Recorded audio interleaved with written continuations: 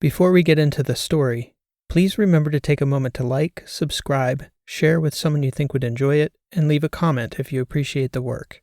Your feedback is important. You can also find links in the description to my website, bookstore, and other great stuff. I'd like to thank Isaac Arthur for another inspiring topic, which you can find linked in the description as well. With all that said, I hope you enjoy the story. Darkness. Archives of the First Sun. Lives of the Ages. Darkness. Luongo Halper on Contact. First Ordinal Epic. It took nearly 2 months for Luongo Halper to even get to the mission site. To do the reconnaissance work the underground required, they needed a human pilot. That meant Luongo had to sneak away from Muriel, spend 2 days in a cargo container getting to New Concordia, and make a trek through the hills for 3 days just to get to the shuttle that would take him to his ship. Slipping away from the Ordinals unnoticed was an all but impossible task. During the long, empty weeks on the outskirts of mapped space, Luongo often wondered whether the monumental lengths he went to was worth it. Was he making any difference at all? To the underground? To humanity? Luongo Halper had a lot of time to think about things like that. It required a tremendous force of will to stay anchored to the mission, to a purpose. For him, it always came back to defiance. Somebody had to push back. Some outlaw, he often muttered to himself while surveying these empty systems. He was also debating whether this time, if the underground was amenable, he just wouldn't go back to Muriel. He was in discourse with himself about that very topic on the morning humanity confirmed the existence of alien intelligence. "Nobody would miss me," he said to his little companion. "Would they, buddy?" Luongo's co-pilot was a small black mutt, a 5-year-old dog named Matches that the pilot credited with keeping him sane over the long periods of intense isolation in space. Luongo had never been exposed to dogs before he met Matches in the underground camp on his first flight. When they paired the two, he'd never expected to grow so fond of the creature. Within hours, though, he found himself talking to him, playing with him, and stroking his fur. It was unlike Luongo to grow attached to anything, and suddenly he couldn't imagine boarding a recon flight without his 4-legged partner. This flight was number 7. All of which had revealed empty, lifeless systems with no sign of activity or visitation from the Ordinals. The underground didn't disseminate the details or discuss the grand purpose of these missions with their pilots. They issued sets of protocols, and it seemed to Luongo that the underground was trying to discover what the Ordinals were doing outside the boundaries of established territory. It never occurred to him or anyone else in the underground that there might be anything out here other than humans or Ordinals. The only other thought Luongo had considered as a possibility was scouting for a secret outpost where the underground could live and grow openly, away from the Ordinals' control. Alien intelligence was unthinkable then. The consensus at that time was that mathematically, with all the time humans had been in the stars, they'd have found any existing spacefaring civilization thousands of years prior.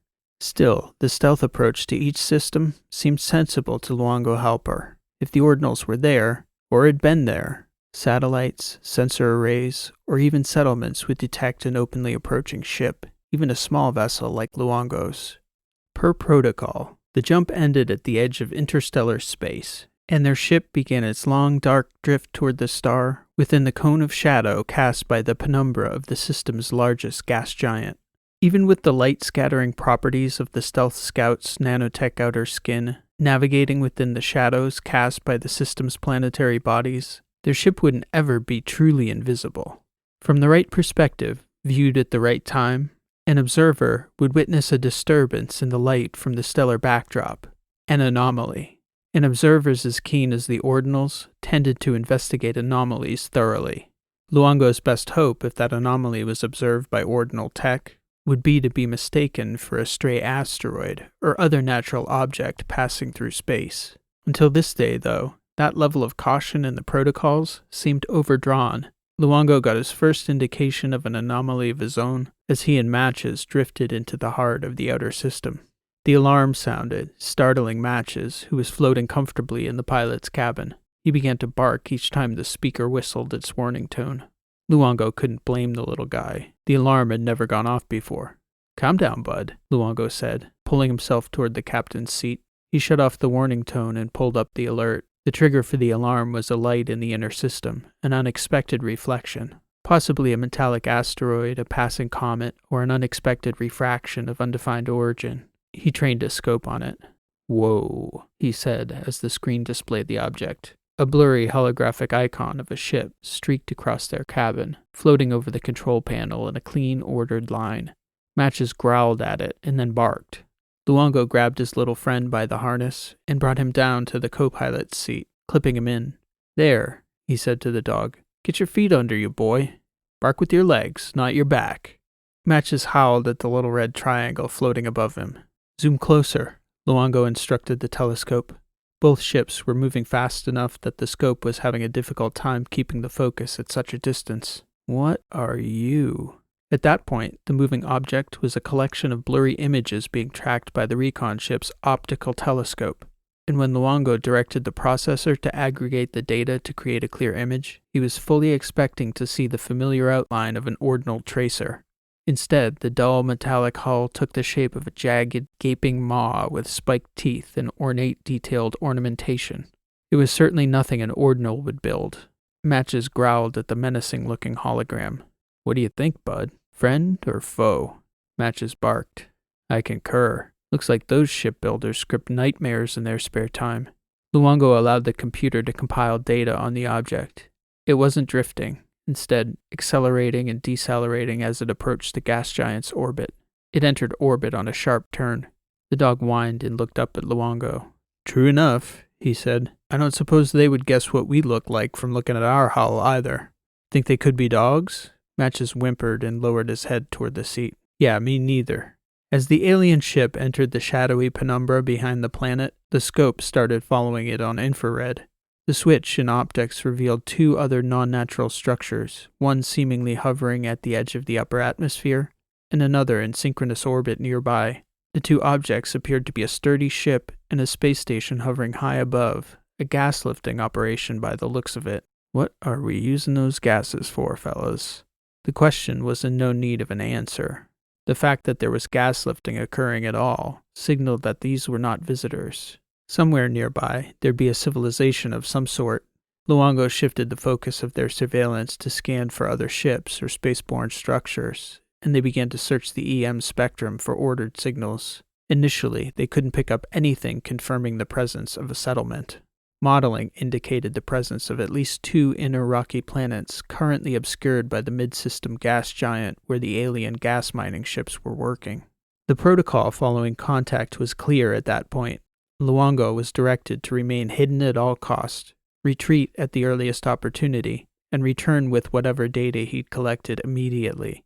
He began calculating routes through the system. The navigational processor spat out only 3 possibilities. 2 were sensible options, the first of which met with standing protocols. It would keep them mostly within the shadows and bring them back out to interstellar space before even approaching the gas giant. Observation from a distance. "That's what Hobbs would want us to do, isn't it?" he asked Matches. "Report their presence and let management do the rest." The second course was slightly more aggressive, only it tracked along the outer orbit of an asteroid belt between the gas giant and the inner rocky worlds. It was higher risk, certainly, but Luongo found its risk instantly unappealing, as it didn't approach the inner 2 planets at a close enough distance to get a decent look at them. The third option, Luongo knew, would be frowned upon by his underground supervisors. It wasn't just the extended exposure and direct sunlight. It was the places in the route that exposure occurred. There was a turn through the moons of the gas giant as the ship borrowed from the giant gravity well to pull them toward the inner planets. Then there was a long stretch between the asteroid belts and the inner planets. There were evasive tactics Luongo could take to disrupt the regularity of their progression, but ultimately, those measures were limited. The third option relied on luck in the hope that whoever these beings were, they weren't hyper-vigilant about stealth observers. "What do you think, Matches?" Luongo said to his companion. "We could go home early with a collection of blurry pictures and an incredible story, or we could stay late, tell a better story, and take some pretty pictures. Maybe figure out who's out there." The dog looked up at him as he talked, turning his head sideways when Luongo stopped. "Yeah, when you put it that way, it almost seems like a good idea, right?" Luongo said. "How do you feel about being vaporized by a planet-sized laser? I bet these guys got some toys like that, Matches." If Luongo wanted to take the outer course, the safest course, He had to make the decision in short order. The longer he deliberated, the more he drifted certainly toward the danger of exposure to these beings. The decision wasn't so much a choice as a pathway carved before him. Mostly, at least as Luongo saw it, most decisions didn't get deliberated on rationally. They just happened, and the rationalizing was about figuring out the reasons why. Luongo listed every reason he could think to take the easy way out. It was protocol, it was safer, it stood the best chance of preserving secrecy, it was a far shorter travel time. He had no information on the inner system. Then, Luongo set about knocking down each of these perfectly cogent points. Most of them lacked a viable counterpoint. The reasons to go in weren't remotely convincing. He was already here. That was both true and unconvincing. We may never get another chance to catch them like this, bud, he said to Matches, who looked up expectantly. We'll never know whether they spot us on the first pass. Could be they put up a tighter network to look for little spies like you. Matches whined. Of course we're going in, pal. I'm not going home without high-definition images of aliens in their underwear. Matches barked, as he often did when Luongo spoke directly to him. That's true, Luongo said. They may not have underwear either. I don't judge you, bud. Their first turn at the purple gas giant was far ahead. Luongo split his time along the way in interpreting incoming data and justifying the high-risk course. He wasn't so much justifying it in a way that prepared him to explain it to his superiors.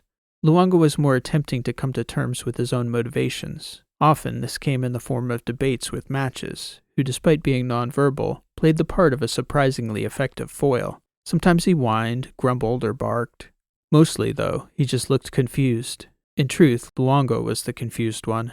By day 2, he drifted all the way to the point where he was questioning what had made him fit to be the discoverer of aliens, of all the trillions of humans who'd come before him. Luongo Halper of Murel, discoverer of aliens. Matches didn't seem to think any more or less of him for it, which was precisely what he loved about Matches. Ultimately, Luongo settled on the perspective that aliens were destined to be discovered by an explorer type, not a rule follower, and his becoming the one was merely the luck of time, place, and membership in that small class of outlaws. Some outlaws we are, he said to Matches. Yeah, you too, bud. Nobody will forget you were here. As they approached the gas giant, the alien ships continued to traverse the planet to the space station. He didn't have visual evidence of it, but Luongo gathered they were loading the gas-lifted materials in the ships to take to the inner planets. Without a clearer picture of the inner planets or knowledge of the aliens' technological capacity, even their best guess would just be a guess about what elements they were mining from the gas giant's atmosphere. That's why it's important to get a look at them, Luongo said. Sniff 'em? No, sorry, bud. We won't get that close. That's the plan, anyway. Luongo had thrusters to fire if he was going to hit the window the navigational computer had laid out for the third course. He hoped to make that course adjustment while the alien ships were obscured by the gas giant. But as they got closer, the appearance of the ships grew more frequent. Luongo was starting to get more comprehensive data on their movements. They were faster and far more maneuverable than any ship he'd seen at sublight speeds. They couldn't have been using chemical or nuclear rocketry. Ion propulsion was out. How are they doing that? Luongo asked himself. After watching several of these vessels buzz in and out of the space station, Luongo began to awaken to the possibility that these beings could be significantly more advanced than even the ordinals. 2 alien vessels were docked at the space station at the start of Luongo's window for course adjustment. He would have to fire thrusters, and as the window began to tick down, Luongo timed how long it took for the alien ships to disappear behind the planet. As long as another ship didn't arrive, Luongo thought he might be able to fire the thrusters without eyes on him, if these creatures even had eyes. As the final alien vessel disappeared around the planet, Luongo fired the ship's thrusters. He kept both the optical scope and his eyes trained on the edge of the penumbra. He'd witnessed the arrival of several alien ships by then, visible as bright but tiny glints along the planet's curve. Sure enough, halfway into their maneuver, another alien vessel appeared. At first, Luongo wasn't nervous. The thrusters emitted no visible light of their own, but the particles emitted from the thrusters would reflect light if they were seen from the right angle. In the planet's shade, the ambient light was negligible, but negligible was not none. He had a course window to hit all the same. The alien vessel continued on its normal course. Luongo kept the thrusters on. Just another minute, bud, he said to Matches. Looks like they don't see us. As soon as he said the words, the alien vessel slowed and then stopped. Luongo knew it was his imagination, but he had this image in his head of a hunter stepping on a stick in the darkness of the forest. Only he didn't know whether he felt more like the hunter or the prey. The navigational computer chirped to signal the end of the maneuver. Matches barked. Luongo killed the thrusters. As he did, the alien ship began to move toward them. Incoming, incoming, Luongo stated. He fired the pneumatic thrusters. He knew that if the aliens had laser spectroscopy trained on the area, they'd read the gases along their course. But he figured better that than having them bounce a laser off their hull. It was all a guessing game on both sides. What had they seen? Could they calculate a bearing from it? At that point, Luongo Halper was committed. Matches picked up on Luongo's nervous energy as the alien vessel approached. Luongo trained their telescope on the aliens. Their own ship shouldn't have been visible. Their hull was designed to be nearly impossible to detect, both on the visible spectrum and on infrared. They were built for stealth, but the way these alien ships moved made Luongo nervous. There was nothing to do but wait and hope. Luongo unclipped Matches and pulled him into his lap. "It'll be fine, bud," he said. "They can't see us." The alien ship continued to approach. By that point, Luongo's ship was making a shallow turn toward the inner system, pulled inward by the gravity well of the great gas giant. In his mind, Luongo was puzzling out how he could be discovered. At their speed, the gas cloud they'd released would leave a trail that could give away a bearing if the aliens picked it up before it dissipated too much. "No way," he said, petting Matches to reassure them both. "We're good, bud. They're not going to see us." The dog whined. Luongo looked down at him. 50-50? As the alien ship narrowed the gap to within a few 100,000 kilometers, Luongo could tell now the aliens were cruising toward his wake. Luongo kept the telescope trained on the ship, hoping that the further away he and Matches drifted, the less likely the aliens would be to calculate their bearing. "Better than 50-50, Luongo reassured his little friend. Luongo projected the images of the infrared on the view screen above the dash. The ship flew past their wake by a few thousand kilometers before circling back. The aliens missed the ship's course again, this time by another several thousand kilometers. It was clear to Luongo that they'd seen something. He guessed they had passed between a star and the alien vessel and clipped out the light for a nanosecond, tripping a proximity alarm of some kind. Before long, the alien vessel resumed its course to the space station, and Luongo relaxed, setting Matches down beside him, clipping the dog's harness into the co-pilot's chair again. Only then did he realize what he'd missed while fixating on the alien vessel in their wake. Luongo gasped. The inner system was a busy place. Luongo could see 5 bright lights with his naked eye. That, in addition to the multitudes of light-projected objects being enhanced on the view screen, likely asteroids. The ship's alarm started singing. Matches barked. The navigation board lit up with moving objects in every direction, almost like a flight control panel on Murel. "Oh, you've really stepped in this one, Halper," Luongo said to himself, observing so many contacts they hardly seemed distinguishable. "Space is big," he reminded himself. "The screen is not." That period of long exposure entering the asteroid belt, though, he told Matches, would be a tense stretch. "I don't mind being wrong," he said, "but man, I hate being this wrong." There was nothing left to do but start picking through the data on all the contacts in the inner bodies. Surprisingly, the inner planets were littered with moons and other small satellites, which made it difficult to identify the primary alien settlement. The beings seemed to be mining everywhere, so even selecting the area to train the scope on was a challenge. There was a high traffic zone around the second planet, and there seemed to be a travel corridor between the planet and a specific point in the asteroid belt along their bearing. Suddenly, the nav computer began to alarm with greater urgency. It alerted to a collision on their current course at an unspecified point. Luongo found it odd that the computer could tell him he was going to hit something but couldn't say when, where, or what exactly the object was. Matches continued to let loose his objections to the whole situation. "Easy, bud," Luongo kept telling Matches, reaching over to scratch his neck. "I'm not going to crash. If we do that, they'll never know what happened to us back home, or about the aliens." The nav computer spit out 2 bad options for course correction. The first had him firing thrusters in the heart of that long exposure window for the entire inner system to see. The second put them nearly nose to nose with the second planet, So close they'd come between the inner moons and the planet itself. I might have lied about not getting close enough to sniff 'em, Matches, Luongo said. He accounted the closer shave with the second planet the safer option. The thruster firing was a short duration, relying on gravity assist from 2 of the planet's moons and several asteroids, and the approach was mostly within the second planet's penumbra. If we get out of this, we're going to have some pictures to show, boy, he said to Matches. Luongo fired the thrusters and crossed his fingers. About a half hour into the maneuver, the nav computer started howling. Matches followed suit. 5 dots on the nav readout had changed course and were heading in their direction. They still had another 3 minutes left in the maneuver. Luongo switched off the alarms and waited for the dog to stop barking. Hope it's your lucky day, Matches. The bemused dog looked up at him. What? It's not my fault. Don't look at me like that. The closing ships were still millions of kilometers away when Luongo terminated their course adjustment. He just hoped they were still far enough out that the aliens couldn't calculate his heading. The nav computer started howling again, warning of an impending collision.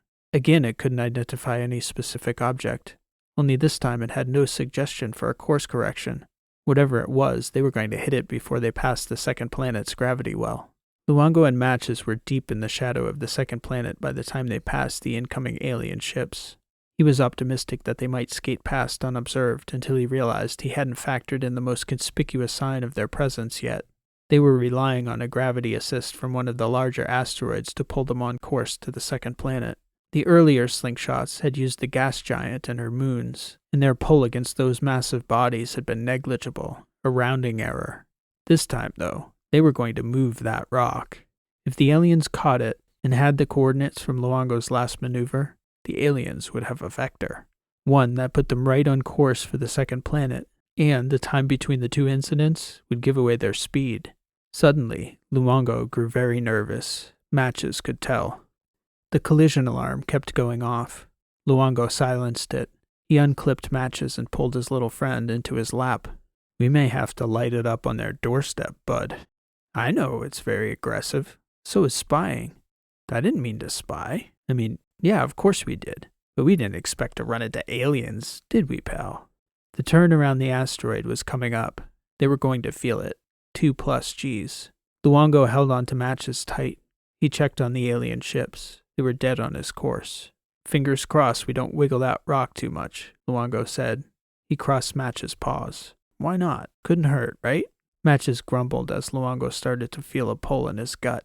They got sucked down into the seat, and for several seconds the intensity of the pull increased, then rapidly released them back to weightlessness. Luongo let go of Matches, who floated in front of him for a moment. Then he set the dog back on the co-pilot's chair. Luongo kept the optical scope trained behind them for several minutes, looking for any sign the aliens had witnessed the asteroid's sudden abnormal shift. The aliens didn't change course. Somehow, they'd missed it.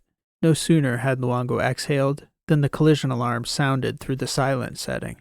It warned of imminent impact, yet there was still nothing visible.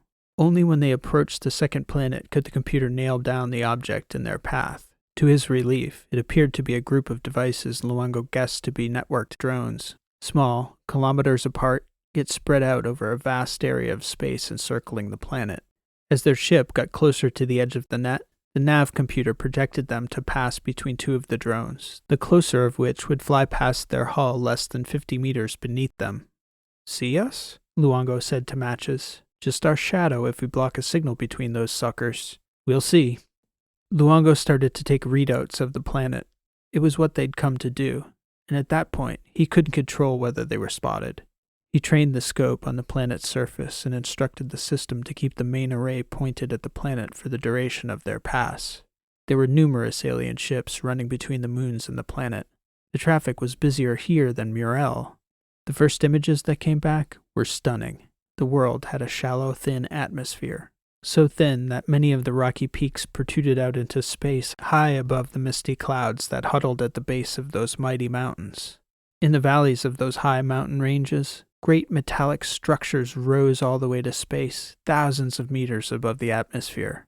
As the first valleys stretched into plains, Luongo could see only structure after structure. The planet looked like the stories he'd heard of the great ecumenopolises of the past, cities that covered over entire planets. Only in this case, as far as he could tell, these aliens had ignored the mountains. Then, as they passed farther and the planet turned to reveal more of itself, the land opened up, almost as though there were a line on the map beyond which the aliens simply hadn't built. Luongo thought about it. It's not their homeworld, he said aloud as he realized it. These guys are visitors. It made more sense. He just wasn't expecting it. Colonists in the neighborhood. Luongo wasn't talking to Matches as much as himself. That news changed everything. They kept taking pictures of the planet, the moons, the mining operations and the asteroids, as much as they could see them. They'd made it through without being overtly discovered. None of the ships tracked them as they drifted out into the asteroid belt. Luongo didn't talk much. He was too deep in thought to even hold a one-sided conversation with his little companion. Their mission presented one final surprise as they approached one of the outer gas giants on the far side of the sun. Luongo picked up a reflection approaching the system slightly less than a quarter light-year away, a tiny pinpoint of light. He kept the optical scope trained on it for several hours, and when the images were aggregated, it was clearly a ship. And between the shape of it and the destination, Luongo surmised these colonists didn't have FTL capability. They were making a slow crawl across the galaxy, spreading out star by star. He kept the scope on them to see if he could get a good estimate of the ship's speed, which came back between 0.2 and 0.3 C. It was simultaneously a relief and a problem. Luongo did some rough calculations in his head. The good news was that they had a few centuries to prepare for alien arrival. The bad news was that he couldn't jump in plain sight of that incoming ship. He looked down at Matches. Yeah, that would be a boss move, buddy. You want to drive? Oh, you're just going to punch in the numbers. That's so generous of you to allow me all the glory. You're a good friend, Matches, he said, petting the dog. Luongo made a final course adjustment that brought them around the gas giant, directly between the star and the alien ship's line of sight to it. He calculated their FTL jump to coincide with the moment he came between the ship and the star, covering the light of the jump and the light of the star. At the interstellar ship's distance, Luongo hoped their jump could be mistaken for a sizable coronal ejection. They probably wouldn't be staring at the sun anyway. There was no reaction from the inner system to their final course adjustment. Again, Luongo grew quiet as the jump approached. Their trip had been so hectic, he hadn't properly reflected on the magnitude of their discovery. It was possible the Ordinals knew about these creatures, he knew. Otherwise, how had the Underground known to send him out here looking? But they did know. And now they knew humans weren't alone. There was more in this galaxy than human intelligence, and the intelligent beings they'd spawned. I do want to talk to them, he said to Matches. I do. It'll probably never happen in our lifetimes, I know. Luongo sat in silence, looking out at the tiny pinpoint of light he convinced himself he could see. A ship right at the edge of visibility. Somewhere, in all that blackness, was life. He looked down at Matches as the moment approached, finishing off the checklist. Some outlaws, Matches, he said, engaging the jump drive. You and me both. The light from the jump, fully obscured from the observation of the alien colonists on the second planet by the body of the star Sei-Jin, appeared only as a ripple in steady starlight, unobserved, and to all but a few human outlaws, the consequence of that covert flyby remained totally unknown for thousands of years, both to the obscure star's colonizers and to the humans of that era, who lived totally in the shadow of knowledge cast by their ordinal descendants. In the later centuries of the first ordinal epoch, Luongo Halper and his dog, Matches, hidden in the darkness of the Sei-Jin system's many shadows, were the first creatures of Earth to set eyes on true extra-human intelligence. Entry from the archives of the First Sun. Lives of the Ages. Darkness. This has been an original story written and read by P.E. Rowe. Thank you for listening, and I hope you enjoyed the story. If you did like what you heard, please show your appreciation by liking, subscribing, and leaving a comment.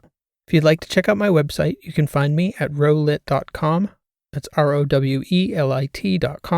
You can find many of my other works of fiction of all lengths and in multiple genres.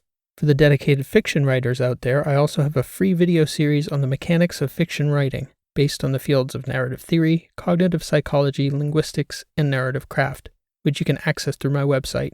So please stop by anytime. Also, if you're enjoying these sci-fi weekly shorts, I've also added 3 shorts set in the story world of my Last Horizon novels. You can find them here on this channel or through the links in the description. If you've enjoyed this week's story, I think you'll enjoy those as well. I hope to catch you back here soon with another new story. Again, thanks for listening. This has been P.E. Rowe, and I hope to see you next time.